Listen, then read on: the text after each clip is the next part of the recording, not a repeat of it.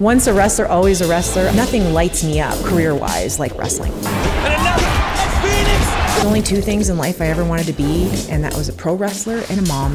How's life after wrestling treating you? It's great. You were doing stuff in WWE. Are you still under contract? I am currently a free agent. When you were watching wrestling, there weren't people like you. There was Alundra Blaze, Bull Nakano, Heidi Lee Morgan, Leilani Kai, incredible group of women. When they told you you're going to be in the Men's Royal Rumble. One of the most outstanding moments of my life. When Adam jumped off the cage. Watching that live, it was a tough thing to see. What do you really feel is your legacy? If I made somebody feel more confident in themselves, I'm really proud of that. Well, it's good to be back here. Hey! And good to see you. It's been so long. Yeah. 2 months. Yeah, thank you so much for having me. This is one of my favorite spots to ever do an interview. I know. We've got this little nook in the woods, like this private little wooded area. But then inside, we've got this like nest of wrestling with all of our fun stuff and memorabilia. So You're the top of a mountain. That's where you are. We are. We have a lot of privacy here, but we're still really close to everything that the kids need, you know, in their schooling and social and community. We've got all that here.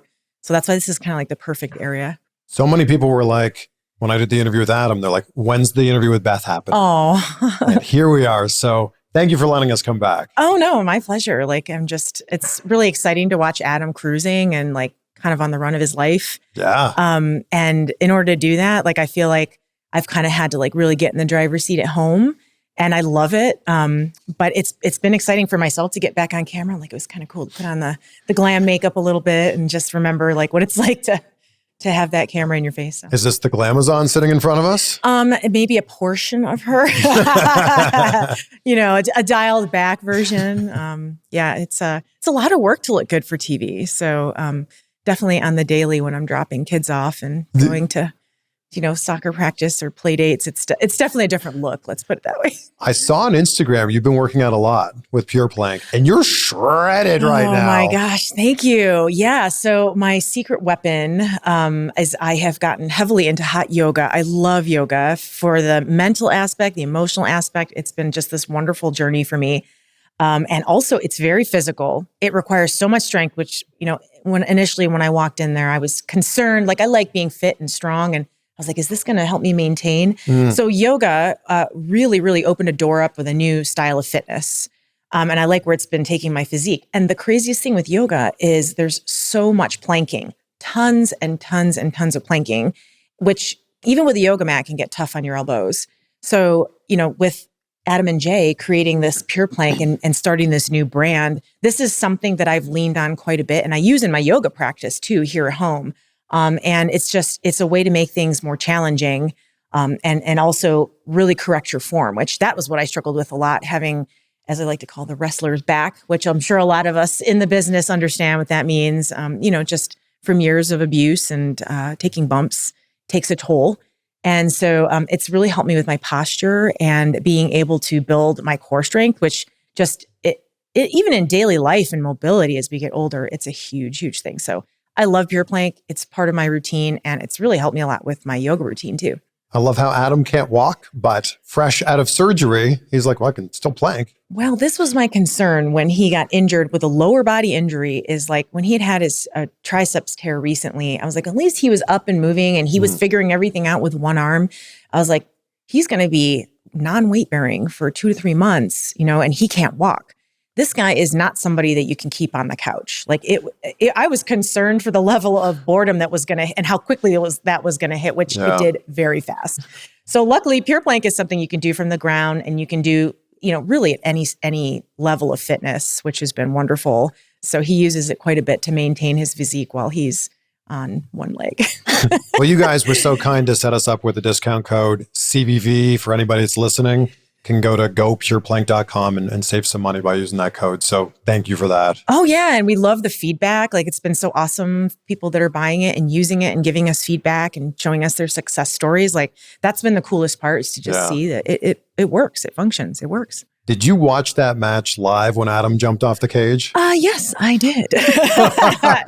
I was, so earlier, I barely talked to Adam that day, and I assumed, you know, any sort of gimmick match like that, there's a lot of inner workings going on. And so like, I didn't assume I'd talk to him with any length of detail before the match. And we happened to have been, I had my family with us, and my family's like, oh, we want to watch Adam's match. And I'm like, oh, this might not be the one to show the kids, because I knew there was a level of violence and barbed wire and all those things. I just didn't want to traumatize them any more than we do with watching wrestling. But there was, a brief opportunity. I think it aired like 11:30 at night or whatever. And I had it on my little cell phone, and I was watching it while the kids were asleep, like kind of in bed quietly.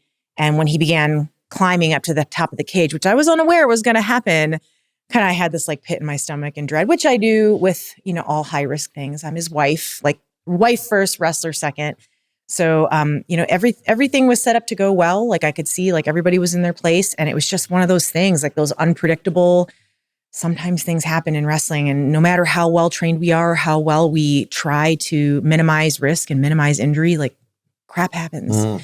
And so when he landed, I was pretty sure something was up just from the way he landed. I was like, I don't think that's kind of how he wanted it to go. And then the rest of the match, I could see he was a little heavy footed on that left foot. So I was like, oh, something's up. Then we always text after the match, and he texted me and said, I think I tweaked my ankle. And I was like, okay. And I just kind of was like, we'll see what happens. And then, as he had to go to the hospital to get looked at. So I got more information, and then we were wrapping our minds around, okay, it's tough news to get that MRI or that X-ray back and show, okay, I'm injured. I'm not just hurt and I can't work through it. I'm injured. So like I said, it was a bit life-changing in that way, especially having an injury this late in the game of his career.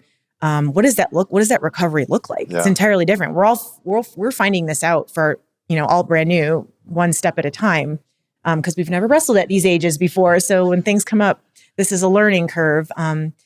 So yeah, I had a lot of mixed emotion watching that live. It was a tough thing to see. But we just saw him before we hit record here. He's in great spirits. He is. And I think that's how he has managed a 30+ year career. He's so resilient emotionally and physically. Like it's, the second he gets that news that you're injured, you require surgery, it's going to be X amount of months. Like he's already on the next step. Okay, let's get that surgery done. Now that the surgery's done, okay, what's the next milestone? All right, I want to be weight bearing again. And once I'm weight bearing, what can I do? What can I do in the meantime? I can use my arms. Like there's a constant problem solving going on in his mind that keeps him going. And I think that's what's kept him performing at a high level for so long. And I truly, when I was watching his matches in AEW, up to this point, like I've like, you're performing at the best in-ring performances I think you ever have, from a psychology standpoint and a storytelling standpoint and physicality. Like it's just finding now the balance between preservation and still being able to tell quality stories. How's life after wrestling treating you? It's great. There's only two things in life I ever wanted to be, and that was a pro wrestler and a mom. And at this age, I'm 43 years old. I've been able to do both, I feel like, with my whole heart and soul. When I was full-time wrestling, that was my life. That was everything to me, and nothing else mattered but, my success in that and checking all my boxes. And then when I had my children, nothing mattered more to me than being a good mom. And that meant putting wrestling on the back burner at times. Like I went back, for a long run as a commentator for a couple years. I came back for a couple runs here and there with WWE, and it was so fulfilling and so awesome, but it put a strain, especially when Adam started wrestling full time. It put quite a strain on our kids, which, that was where I was like, I got to shuffle the deck here a little bit and reprioritize where I'm spending my time, because the kids right now need me. They're at a real, an age that's very demanding. And so I'm so happy in life after wrestling. Although, I've heard we're a little bit like Hotel California. You can check out, but you can never leave. So like once a wrestler, always a wrestler. I love my career. I love my presence and the brand and my representation in wrestling. I loved it. I love everything about it. I'm still a fan. I still watch it as a fan. And I still have heated conversations with Adam about our opinions on stories and this and that, it's a blessing and a curse to be married to a wrestler. This episode is brought to you by Roan, and while we wear a lot of wrestling t-shirts, there are those occasions that call for us to dress it up a little bit. Maybe wear something with a collar, something to do with work maybe, a wedding, a date night, and if you are gonna step up your wardrobe a little bit, You want to be comfortable, right? Well, check this out. This is Roan's signature 4-way stretch. Look at the stretch on this. Oh my goodness. It's flexible, it is comfortable, and it is breathable, my friends. Roan's commuter collection is the most comfortable, breathable, and truly versatile products known to man. And they've got products for every occasion, not just the shirt that I'm wearing. They've also got the world's most comfortable dress pants, dress shirts, quarter zips, polos, and blazers. Roan's commuter collection features wrinkle release technology and is 100% machine washable and is treated with Gold Fusion anti-odor technology, which means more washes between wears and no lingering odors. Check out the commuter collection from Roan and check out the stretch and flexibility. One more time, it's roan.com/CVV and the code CVV is gonna save you 20% on your entire order. roan.com/CVV.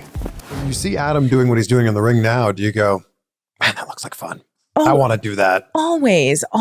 That never leaves. And I'll be transparent about that. Like I think that's at this age been really tough for me to like step back and step away because I truly like get lit up when I see it. And as much as I love all the things in my life, my family excluded, like nothing lights me up, career-wise like wrestling. I've tried, a variety of different things to, what's the next chapter? What does this look like? And I find wonderful things, but nothing's like performing in front of thousands of people and being able to pull those emotional strings and connecting with people. Like in today's world where I feel like connection has a buffer right now of technology, wrestling is a very like just primal connection with audience and community. And it still brings that. If you go to a local indie show and you get your box of popcorn and you're sitting with others, I guarantee you at some point you're going to hoot and holler and yell and scream and you're going to lose yourself in the story, just because it's built in our emotional makeup. Sounds like you're going to have another match. That's what all this sounds like right here. I don't know. Like it's really hard to say you're retired, which like when I left in 2012, that was the word I threw around a lot. I'm retired. Because I wanted to have a family and I knew for myself that wasn't going to be in congruence to perform and to have kids. I needed to like devote myself to the kids at that time.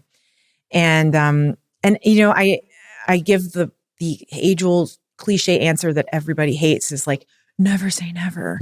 But it really just depends on the opportunities and what suits our family. That's really it. We weigh out everything. That's where Adam's opportunities too. And, I remember when Percy Jackson came on the table and he was full-time in WWE and it was really, really hard to take that on, but we weighed out everything. We sat as a family and we made that decision and we're like, this is huge. This is like the biggest acting opportunity that's come our way, and you need to go do this. This is massive. And, we talked about saying no to that. And we talk about everything that comes our way as a family. And does that serve us now? How does that affect the kids? How does it affect our marriage? That matters too. You were doing stuff in WWE up until 2 years ago, I guess. Are you still under contract there? I am not. I am currently a free agent. I have a great relationship with WWE. I treasured my time there. I feel like there's other opportunities that have presented themselves. And like, I feel the motivation right now to kind of explore what else is out there and explore myself. But my relationship with WWE hasn't changed. I have so many friends there and I appreciate and I enjoy the product as I always have. And I love NXT. I have a special place in my heart for NXT, of course, and just the system and seeing young people come up and go through that excitement of like developing themselves for the big time. So I love WWE. I always will. So is this, when you talk about opportunities that are available out there, are we talking wrestling opportunities? Are we talking everything else you have going on? Everything else. And wrestling opportunities in there too. I haven't closed the door on the thought of offering maybe a wrestling school or, offering myself and my husband have so many years of television experience. And we can teach top wrist locks and such, but there's a difference in teaching, working for, cameras and promos and even just creating a story that's compelling and leaves people talking about it and wanting to come back for more. The storytelling nuances of the business, I feel like we have a lot to share and teach. So if the career was driven by wrestling, the whole time since you took your first bump to now, what drives you career-wise now? I think happiness and excitement and putting some good in the world. Like I loved my sole motivation for getting into wrestling was like, I was a wrestling fan. I loved Bret and Owen. Like I was a fan, and watching those matches, I just knew there was some magic that was happening when I was watching their matches, watching their story develop, that made me feel so happy and excited when maybe like things in my home life weren't great. It was more than a distraction. It was just kind of like, I don't know. It brought happiness into my household and into my world when I was a kid that was struggling. So I knew I wanted to do that. Like I wanted to bring happiness to others, or just, excitement or entertainment to others the way I experienced them. Yeah. I'm fascinated by how certain moments can shape our life, and how you winning a coloring contest meant that you got to go to your very first WWE show. Do you remember seeing that page in the newspaper and being like, I need to win this thing? Oh, 100%. Back then it was, print newspapers. This is archaic for our Gen Zers. Like the news used to come, we used to scroll on newspaper. But yeah, I remember it there and just having my mind blown because, wrestling wasn't in the newspaper a whole lot. So I saw that it was Undertaker and Paul Bearer. And to me, a kid that we didn't have the finances to buy tickets to a WWF show at that time. To me, it was a window of opportunity. That was my chance to take the financial part of accessibility to get to that show. And once it happened for me, I was like, oh my God, now I can see if in person, if it is everything that I feel when I'm watching it on the screen. So where did it go from there? Where did it go from, I'm here, it's right in front of me, I'm watching this, to I think I can do that?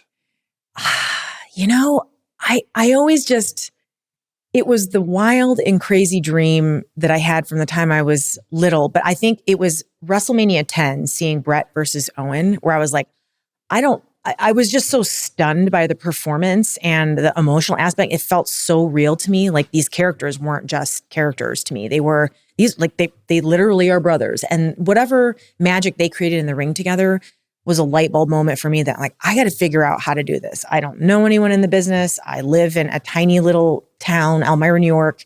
I have no access to anything. I've never been even out of my town. Like, how am I going to do this? There's no manual written on it. I had no contacts. But I had to figure out little by little how that was done. That was just, it was a light bulb.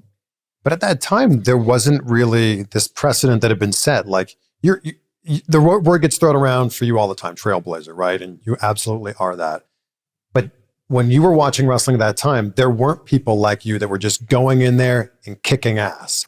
It was a completely different era. But there was Alundra Blaze. There was Bull Nakano. There was Heidi Lee Morgan. There was Leilani Kai. There was Sherry Martel. There was a few very small, tiny little, incredible group of women that were doing things that I couldn't wrap my head around at that time. I was just telling my husband because Medusa, Deb Alundra Blaze, had seen the motorcycle. We have the motorcycle here in the back of my Instagram video. And she wrote a little thing, wait, whose motorcycle is that? And I was like, Deb, will you come up here and teach me to ride the motorcycle? And I said, Adam, I used to have her poster on my wall sitting on a pink motorcycle. It was from WWF magazine. And I remember looking at that picture and being like, she's doing what the men are doing, but she's making it her own. She's making it girly. She's making it womanly. And I was like, okay, I can do that. She was somebody. And Bull Nakano, their matches together were just, they hold up today. Absolutely. They put the idea in my head that I wasn't going to be limited by being a female in this really male-dominated sport. Where did you start to see it shifting and changing, and I guess being more receptive to, it was the Divas era at that time, but being more receptive to the in-ring work? Oh, it was definitely I guess we coin it the golden era. Trish, Victoria, Lita, Jazz. And there was a little bit of that in ECW. We were seeing the women being much more physical, like a Jazz appearing in ECW. And I was like, who is this woman? And then, when we saw Fit Finlay come on the scene and as a producer behind the scenes, and at the time, like WWF or WWE, excuse me, had released some Divas videos, and there was a lot of juxtaposition of the women as these sex symbols, which was the brand, these beautiful, sexy women. And then on the other end, they were being coached and trained to become these incredible performers. And, Fit was he was such an integral part of that. And he was such a big proponent of, it doesn't matter what we're given tonight. If it's something that's really sexualized, like you're going to have a gravy bowl match, we're going to make it competitive, and we're going to make it something that the audience can't take their eyes off of, because it's physical and competitive, not because you guys are in bra and panties, because that was part of it. Was it the idea of like making the best of what we've got? 100%, making chicken salad all the time. And when I was full-time, there was a lot of that because our time was very limited. The brand was a certain brand. They rebranded us with a pink title. We were really being marketed toward young women, and I think they were kind of starting to get away from the real sexualization, the male 18 to 25 or 30 audience that we were really driving toward, and then gently stepping toward PG, where even the costuming was being reflected. Like they were changing what they wanted us to wear because we're trying to fit within a mold for a PG product for kids. But I would say like Fit was the catalyst for that. NordVPN has been a lifesaver for me. And have you seen how much you can save on pay-per-views when you change your virtual location to a place where maybe those pay-per-views cost a little bit less or perhaps a lot less? UFC pay-per-views in the US are $79.99. Boxing pay-per-views are right around the same. So use Nord the next time you want to watch one of those. There's also an added layer of peace of mind when I'm accessing websites around the world. It gives me a lot of security, which is something that I don't think that we think about enough. And it costs about the same as a cup of coffee per month. So if you want to check out NordVPN for a limited time, go to nordvpn.com/CVV and you can access our exclusive deal, which gives our listeners a huge discount plus 4 extra months, and there's no risk with Nord's 30-day money-back guarantee. So check out nordvpn.com/CVV or just click that link down below in the description. When you debuted or had your singles debut and you break your jaw in this match, are you just like, no, I've worked so hard and now I'm injured?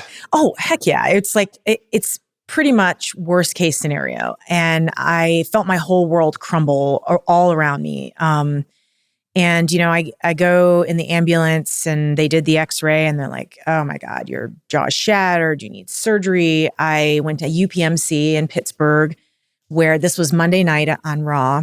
And they couldn't get me into surgery until Wednesday afternoon.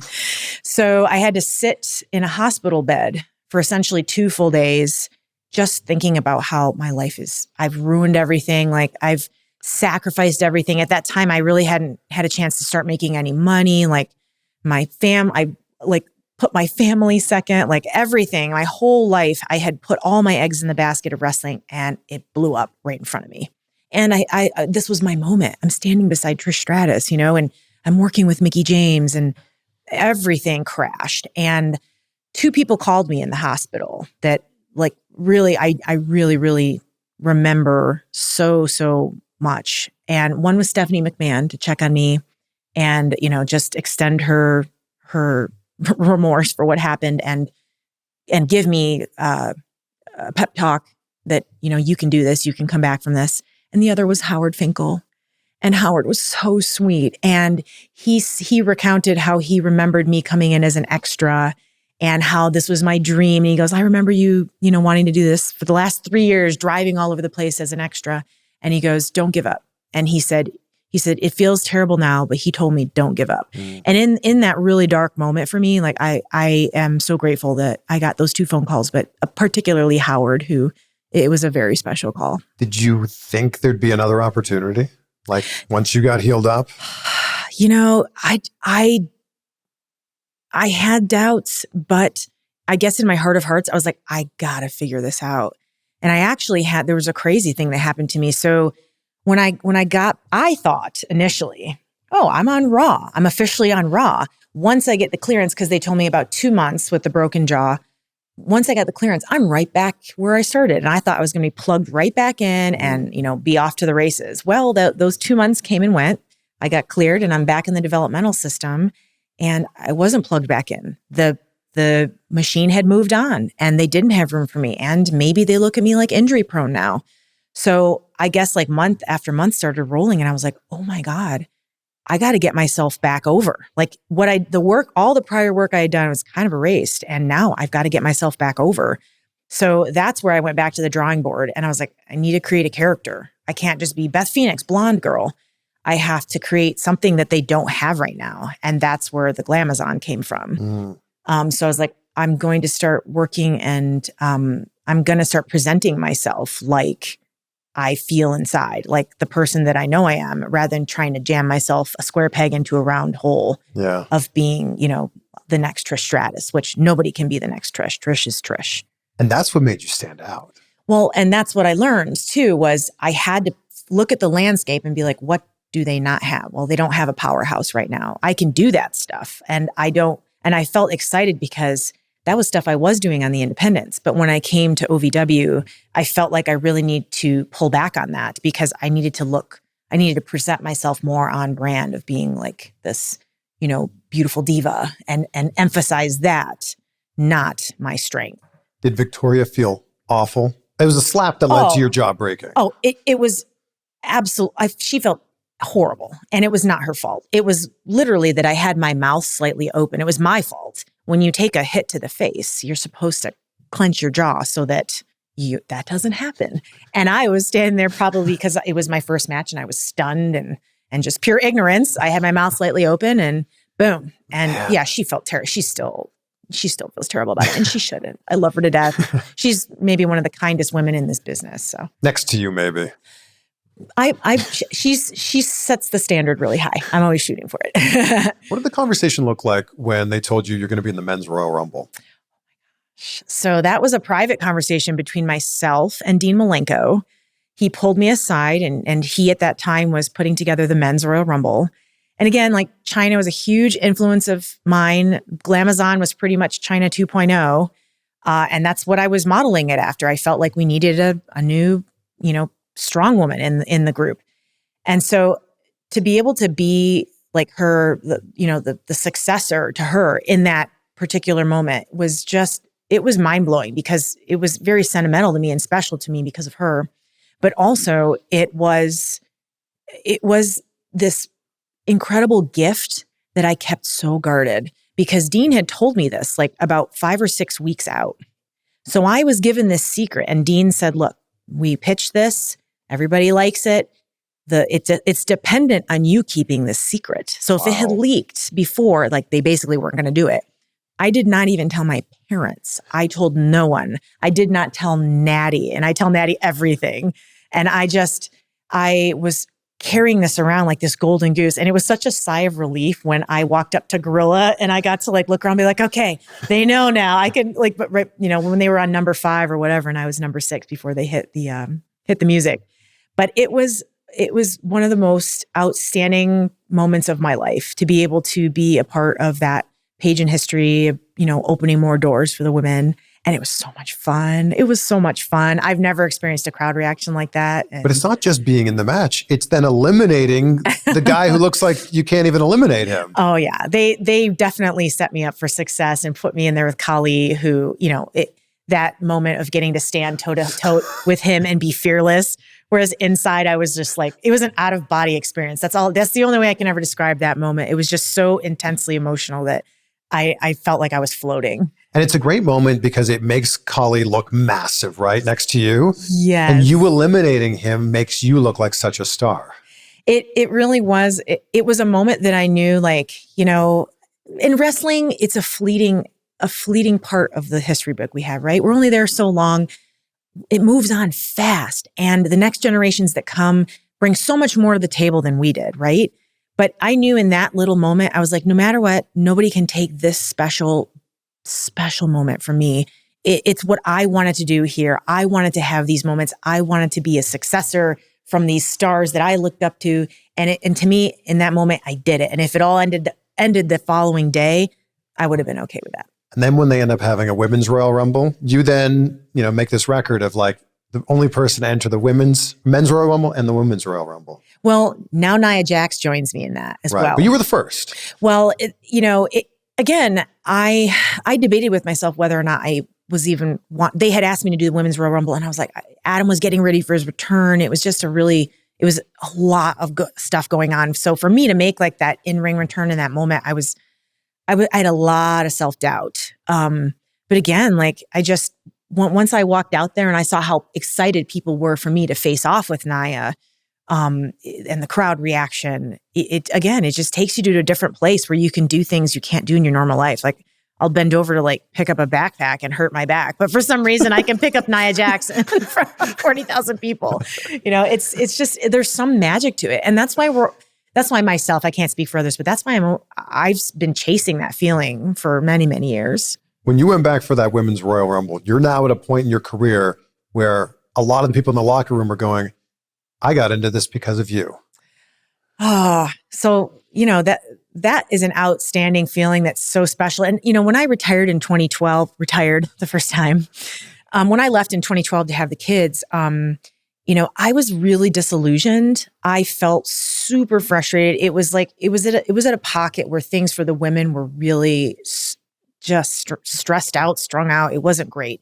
We really wanted more, and that need wasn't being met. I feel like even the audience was frustrated at that point. That's the Give Divas a Chance kind of, was birthed from that very shortly thereafter. But I found that, and sorry, Chris, remind me the question again. So all these people that were inspired by you. So like when I had left at that point, I was bummed. I was sad. I almost wanted to like never watch wrestling again. And Adam told me, he said, one day, he said, it's not going to be now, but in a few years, he's like, you're going to see your impact. It's just not now. And I was like, I didn't matter. I was barely there. I barely was on the show. Like I was really being in my own head. And then, getting to come back, and I got to work WrestleMania with like Sasha and Bailey and tiptoe in the locker room a little bit and meet Becky and have all those girls like tell me how much they appreciated the women fighting so hard during the lean times, because they knew. You could watch the product and knew, like, you've got these talented girls. We're frustrated. We don't want to go out there and have a 30-second match. We wanted more. And, lo and behold, the audience could tell. The audience knew we weren't like, I just want to phone it in tonight and do a 1-minute match. Like they knew we wanted more. And they knew. We just didn't really have the voice yet to say it. And it was so special to me to even have been a part of the big movement to like just make a better landscape for the women. And where did that really start from? Where did the Give Divas a Chance? Just the better landscape, because we're feeling it now as a result of, the times not being so good 10-ish years ago. Yeah. And I think culture helped. Like, I think, there was just a movement to see women in media treated better. I mean, across the board, but just like, even being paid more equitably with men. And I just think our culture was ready for it. Our audience was ready for it. And I think that you had the group of girls that were ready to, the audience was ready to hear the voice too. The women were always ready to say it. Yeah. We were ready to say it. And the only way we could speak previously was our performances, and when you had Trish versus Lita having that first, Monday Night Raw main event, that was their voice. That was them saying, we're ready. We want more. And we want change. And so then we started actually saying those words on social media and the microphone. Social media helped too, because girls could go on their own and be their own brand and speak up and be like, we need more. The audience needs more. Where did you come up with the idea that you want to be paired with Santino? Okay. So I kind of had my run as the Glamazon, the big dragon to be slayed. And then the dragon was slayed. I was beaten. And after the dragon gets beat the first time, you got to reinvent a little bit. I found myself like in catering a lot, and I found myself not really being used on television. I was like, oh my God, they're moving on from me. I'm done. My character's done. What now? And so my thought was like, okay, what have I not done? And I was like, I haven't been paired. I could be a valet or a manager, but that kind of doesn't make sense for this like big, tough character I've created.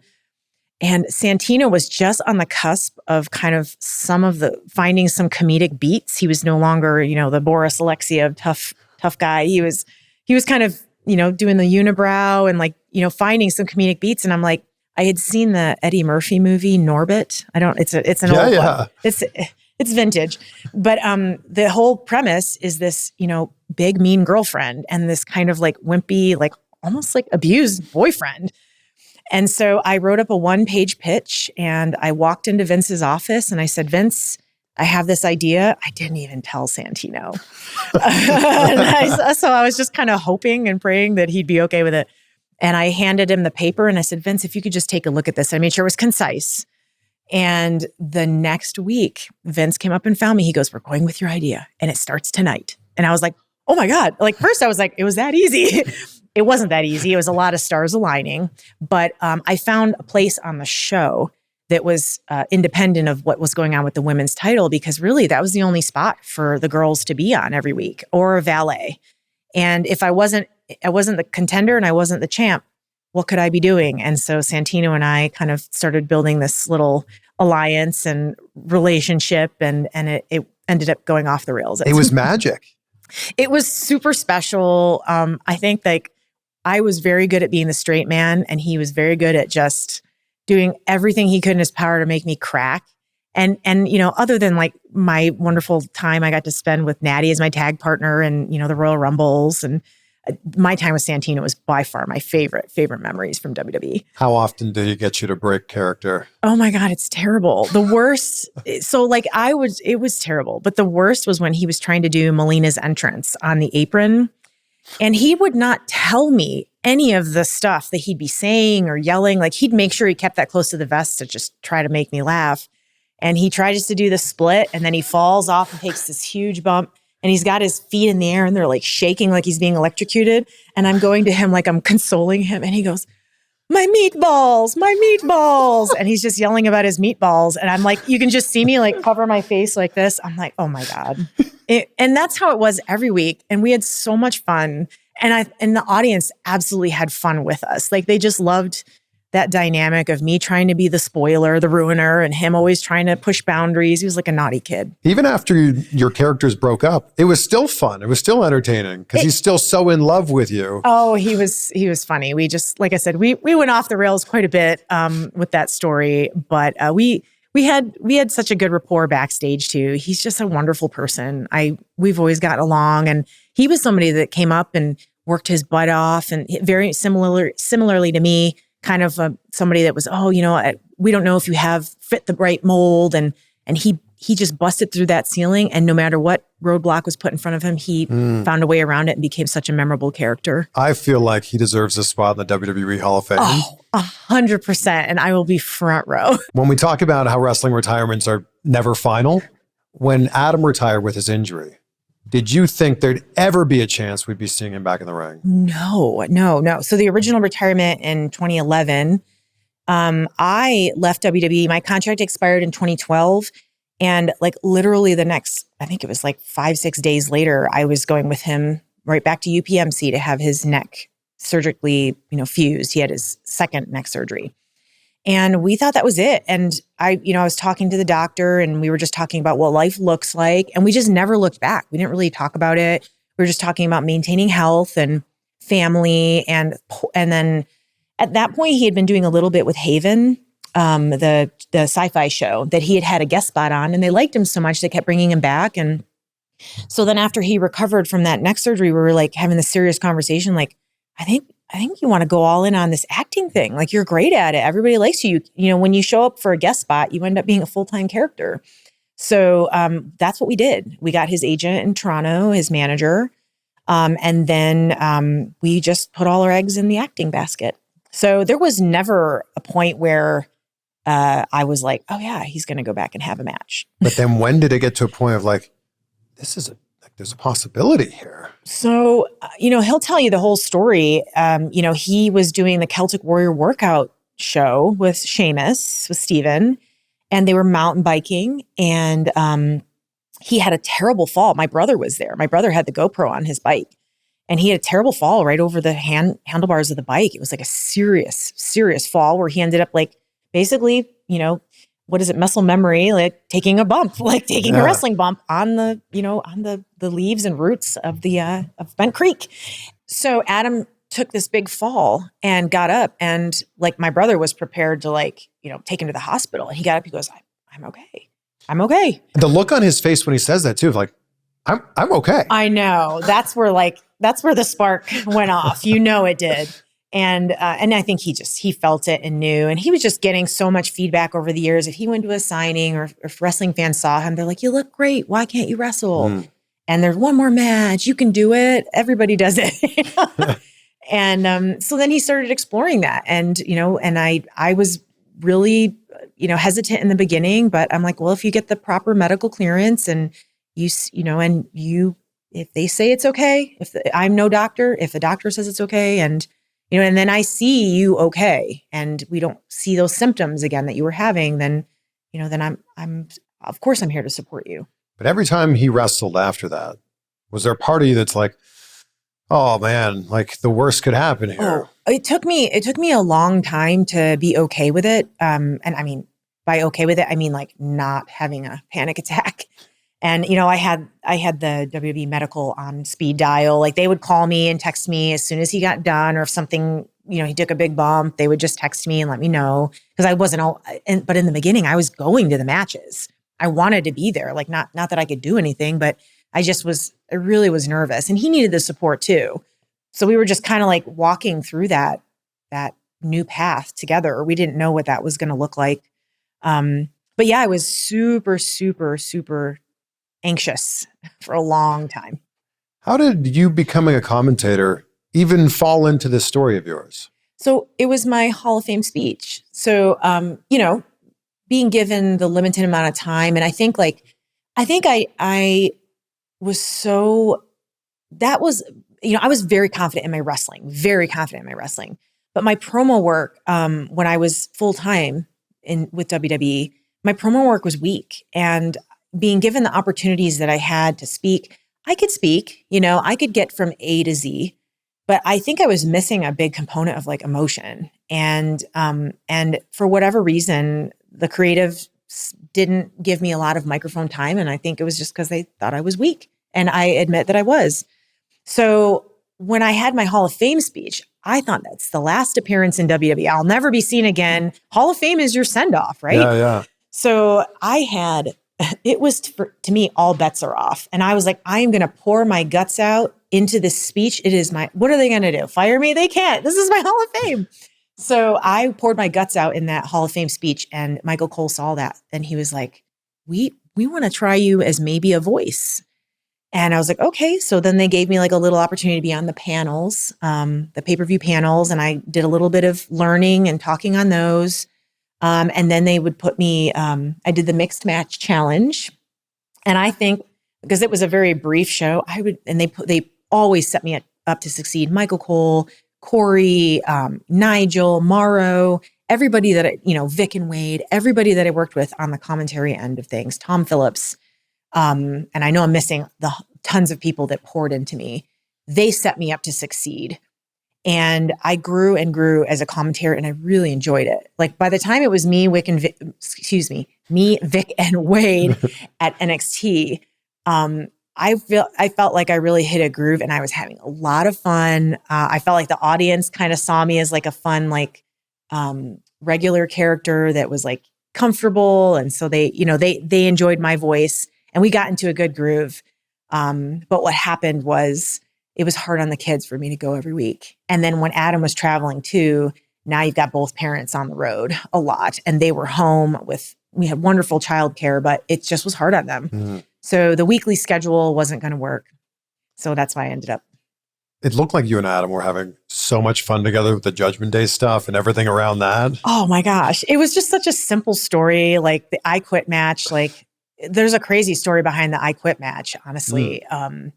So Adam was, of course, Percy Jackson filming was booked it was butted right up to the pay-per-view, the I Quit pay-per-view the I Quit match that was in Philadelphia. on pay-per-view.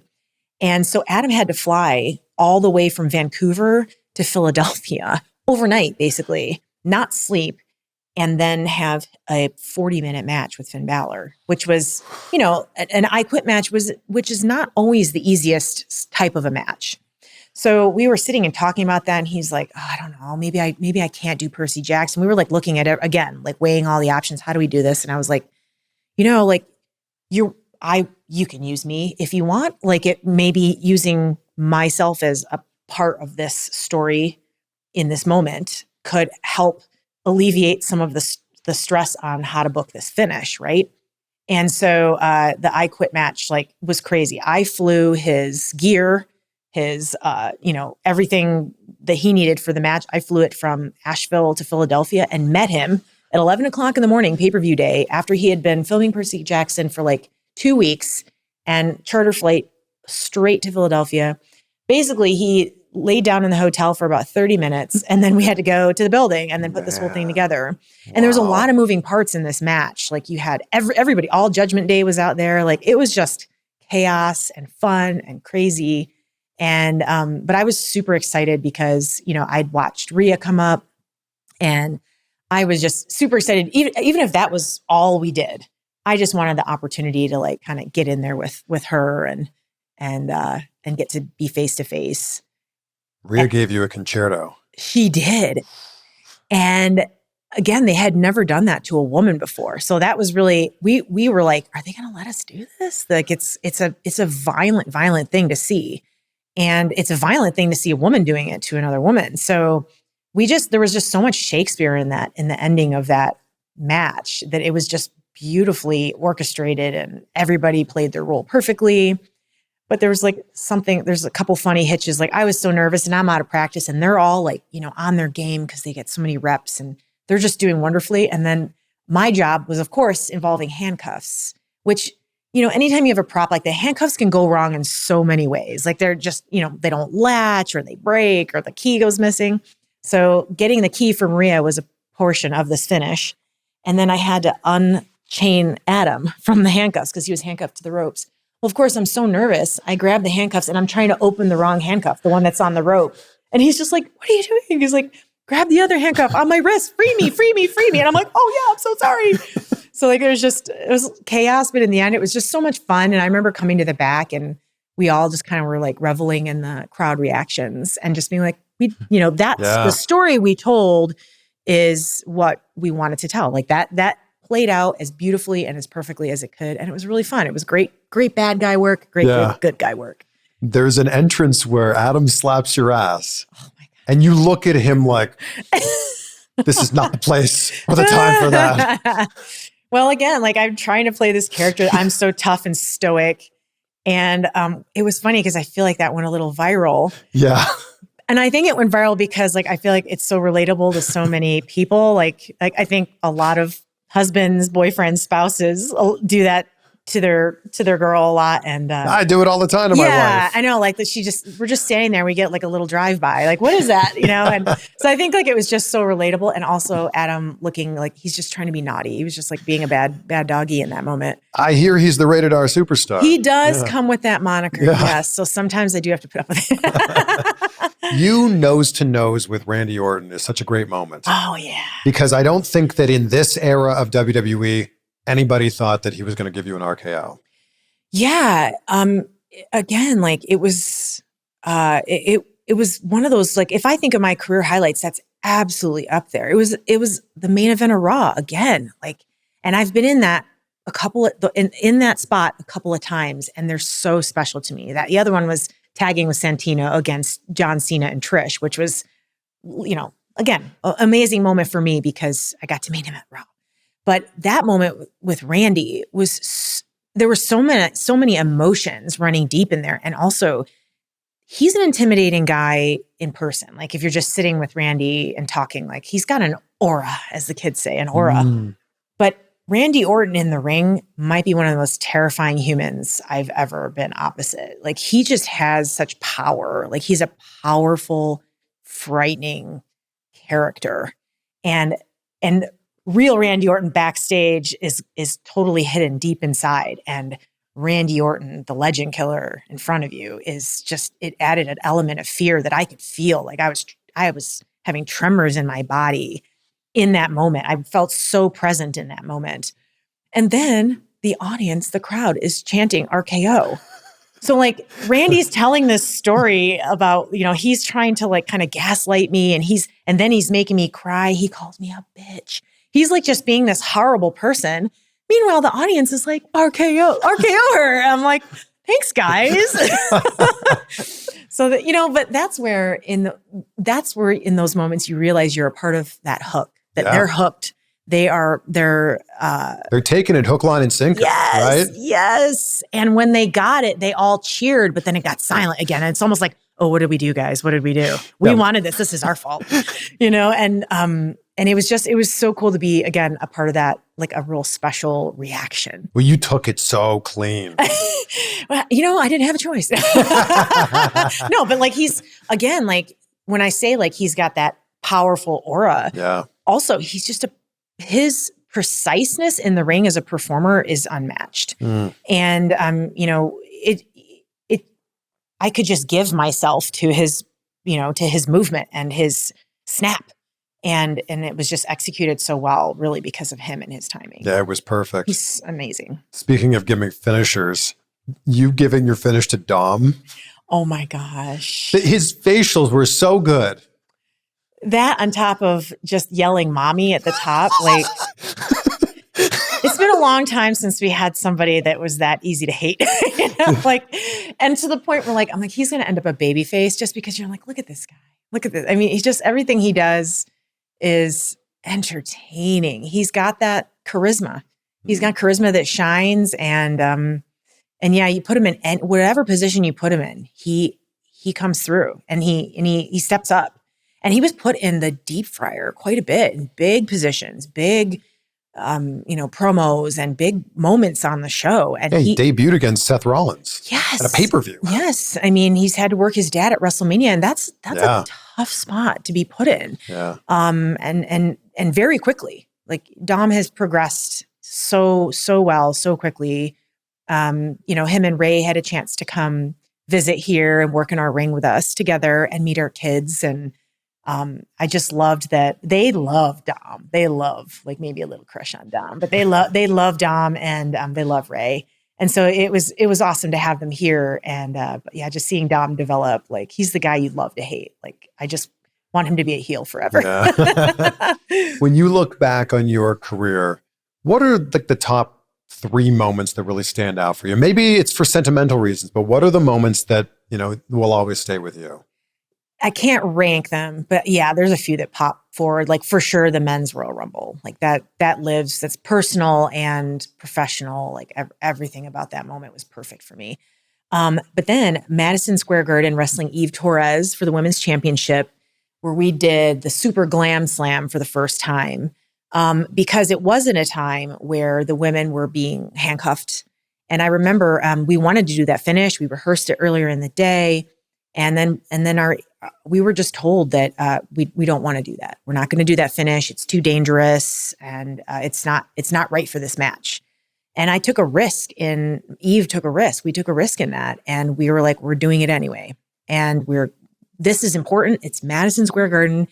Are you willing to get fired? Yep, I'm willing to get fired. Let's do this. Wow. And so we took a risk and did the move. And it's definitely maybe one of my biggest highlight reel moments, if not the biggest highlight reel moments. It's also the arena where Bret versus Owen happened, WrestleMania 10. Yeah. And so I was like, how can we not? If I'm going to go out, this is how I'm going to go out. And then my, tag teaming with my husband, of course, getting to work with Mike and Maurice, getting to work with Judgment Day. That was something we never thought would happen. Our kids were in the audience. It was amazing.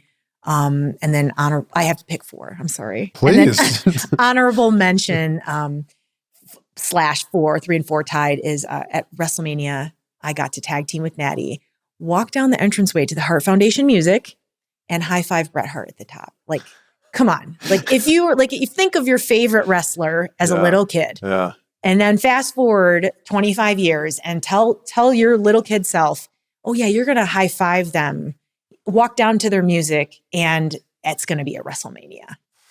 with your best friend. Yeah. And so that again was like, I've had such a storybook career and life. Like I checked every box, and then boxes I didn't even know existed.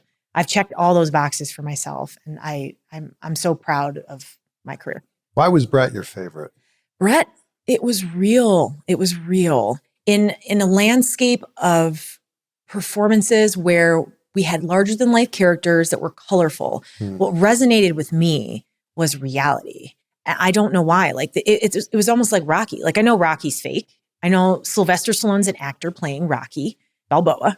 But for some reason, when I'm watching those fights, it felt so real. And I had that same feeling when I was watching Bret and Owen too, and their feud together. That there was a technique there that was very different than what everybody else was doing, and it just sucked me in. I've always wondered what happened in the Royal Rumble match where we see blood gushing out of the back of your head. Yeah, what happened there? Yeah, so when I had retired from wrestling, the ring posts didn't have those big digital LED wraps on them. And, they were a smaller post. And so I'd never been in the new rings with all the cool technology and like all the upgrades. And this was really early after I came in. I had a little interaction with everybody, and then we kind of settled in, and I was working with Bianca a little bit. And I was sitting on the top turnbuckle, and Bianca and I were going back and forth or whatever. And then she gave me a punch to the face, and I whipped my head back like that. And the back of my head hit the LED post, which was a little bit wider than what I was used to. Yeah. I feel like I just, from not getting in the new ring and being rusty, I went, whoa, hit my head right on the edge of that. And I thought, oh, that hurt. And Bianca, to her credit, was like, are you okay? Are you okay? I'm like, I'm fine. Then I'm working with somebody else in the Rumble, just doing my thing. And I looked down and picked somebody up, and I was like, oh, it was Charlotte, actually. I was like, Charlotte, you're bleeding. And she was just like, no, it's you, dude. And I'm like, what? Because it was all in the back and I didn't see it. And then I looked down and I saw the blood dripping, and I'm like, oh my God, like, I think I'm bleeding. I don't even know from where. And then I touched the back of my head, and I was like, oh no. And so, I was in the Rumble a good long while, and, a part of the whole story. So I was like, I was talking to the doctors there, and they're like, are you okay? Are you dizzy or anything? I'm like, nope, I'm fine. I was like, please, can I stay? Please. I was afraid they were going to pull me because of the injury, but they let me stay. And so, so I just stuck it out, and it made for like this badass warrior looking performance. That was just really me misjudging the ring post. But it turned out great, and luckily it was just a few staples in the back of the head. But immediately, as soon as you get to the back, staple your head up. Oh yeah, and everybody was so worried. And here's the crazy part. So like again, I was not even sure I should do the Royal Rumble because it was Adam's return. Like I was there for his support, not to have my own performance.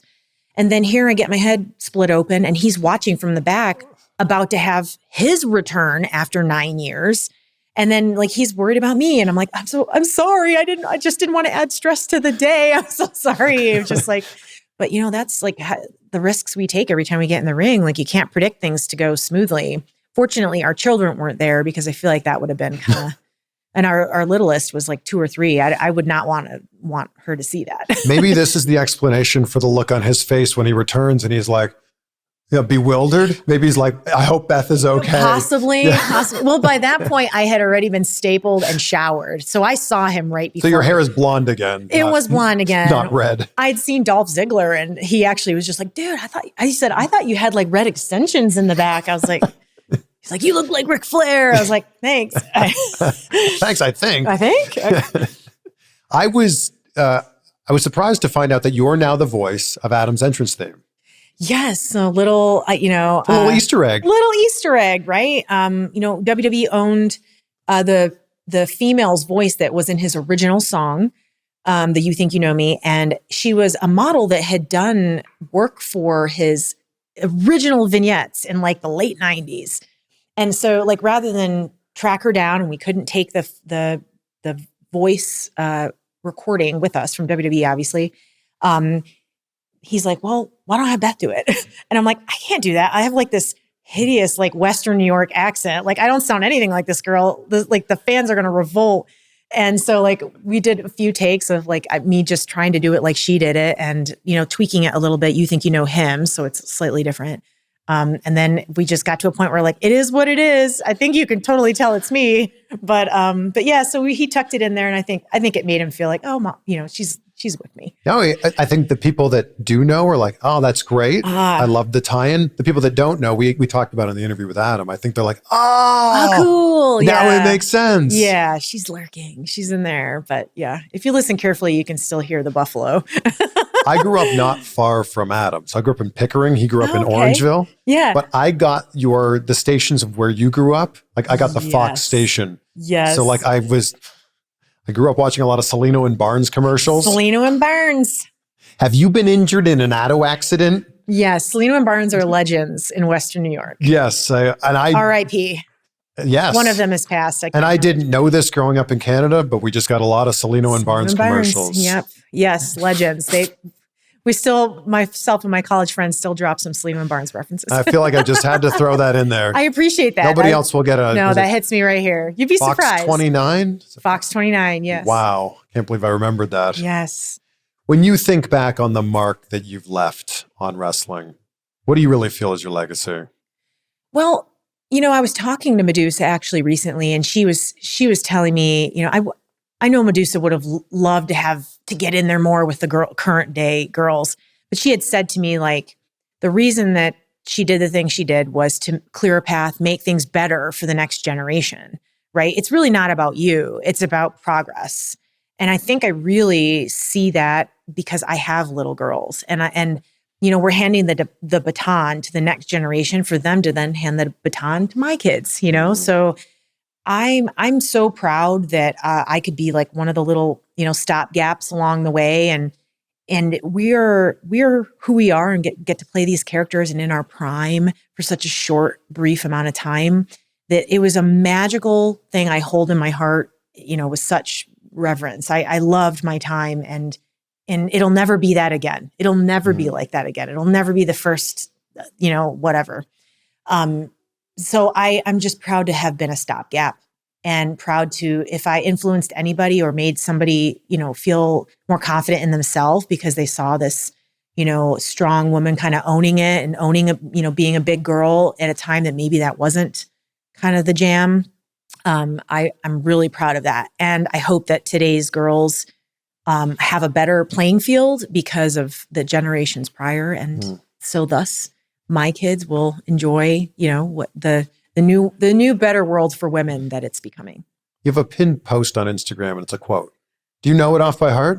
Yeah. So make sure you come back as a whole damn fire. Like if you fall down, yeah. Yeah. It's if your flame goes out, make sure you come back as a whole damn fire. It's okay if you fall down and lose your spark. Just make sure that when you get back up, you rise as the whole damn fire. Yes. I thought it was very phoenixy, but also like very relevant in my life as well. Like, there's so many more ups and downs than just wrestling. Like life is hard. My husband and I experienced losing a parent like right close to one another. There's just life is full of challenges. And I think it's great to be there for one another and, find community and support each other. And the wrestling community, we're a community. Like we get into this, we get really invested in these characters, and it helps us form connections. Like I have a group of wrestling fans that I now consider friends that met each other because they were fans of mine. And now they're friends for each other, and they're a group together, and they stay connected and support one another. And I think that it's neat that this wacky job we do, jumping around in spandex, can just affect people so much. And it's the little things. You know that better than anybody. It's the little things that are part of your performance, or the little things that are part of each match that can have a massive impact on somebody who's watching. 100%. And I think without being like that old wrestler that's giving advice to new wrestlers, like, please bestow it upon us. Here we go. Back in my day. No. I would say, the most important thing you can do as a performer is take a second here and there to look at those people, look at the audience. Like, and I'm saying like, not just technology, but we have a barrier. And sometimes it comes from a lack of confidence, a lack of like, oh no, if I look in someone's eyes, there's a transparency there. Like I can't hide. I can't keep my head down and keep moving. Like the movement's important. The movement's a part of the story. But when you look at the audience and look at people, that's where that magical connection is. That's where you really bring them into to the story you're telling with your body. Do you have a favorite Edge / Adam Copeland match? I mean, I would say the ones with me in it. No, just kidding. What an answer. No, I mean, selfishly, I love his match with Owen because he's told me his match with Owen Hart. He's told me the story behind it. So now that I'm more, educated in the world of Adam Copeland, he was just telling me that they had this match and it was at a time in Owen's career where he was feeling a little frustrated, where it was more emphasis on character and gimmicks. And here was Owen, this really great, brilliant mat wrestler. And after his match with Owen, Adam said that Owen told him, I had so much fun because I actually got to wrestle, which is what he really enjoyed. And he loved wrestling. And so I think that's really cool because I was like, oh, you had this. And Adam felt so proud of that too, that he got to like kind of give Owen like this real competitive match at a time where maybe he was struggling to see where he fit in the landscape. I love that. Just two good old Canadian boys. Right. Oh, yeah. There was maple syrup flowing just everywhere. Thank you for this great conversation. Oh, this is so sweet. I've been wanting to have a conversation with you for so long, so I'm so glad we made this happen. Oh, this was so much fun. Yeah, it's great to reminisce and yeah, I enjoyed being able to chat and bring up some friends from my past. Like, it's great to talk about Santino. I don't get to talk about him much, and some moments that really make me happy. It's also great to hear what you're doing now. Yeah. Lots of stuff moving forward. I mean, I've got a lot of side gigs where. Do you want to talk about any of the side gigs? Sure. Yeah. So I've got this like great opportunity coming up. I'm starting a retreat business with my friend Casey Kirsten here, where it's called Mountain to Sea Retreats.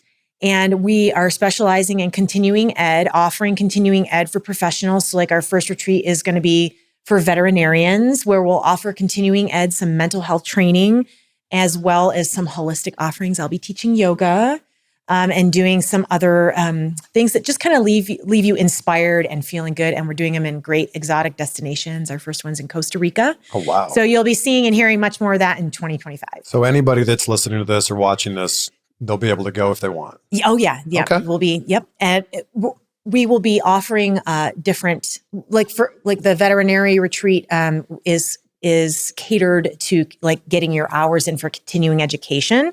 But in the future, we'll be offering just wellness retreats that anybody can sign up for. And to bring it back full circle, thank you again for creating the code here, CVV, for anybody who wants to grab a PurePlank and get as shredded as Beth Phoenix. Go PurePlank.com. I want to see the pics. I want to see the pics and the transformations because we just love getting feedback. So go PurePlank.com, CVV is the code. I end every conversation talking about gratitude because it's such a huge part of my life. Beth, what are 3 things in your life you're grateful for? I'm grateful for my family, my children, number one, and all those wonderful people around me. I'm grateful for my health. And I'm grateful for time to have achieved and checked my boxes quite young in my life, so that I believe that I have time in my life to really settle in gratitude. Time. I love that. Mm-hmm. It's our only non-renewable resource. It is. This is It is. It's so precious. This is it. Thank you again. Yeah. Thanks You're for everything. amazing. Oh, this is Appreciate great. you. Thank you. That's great.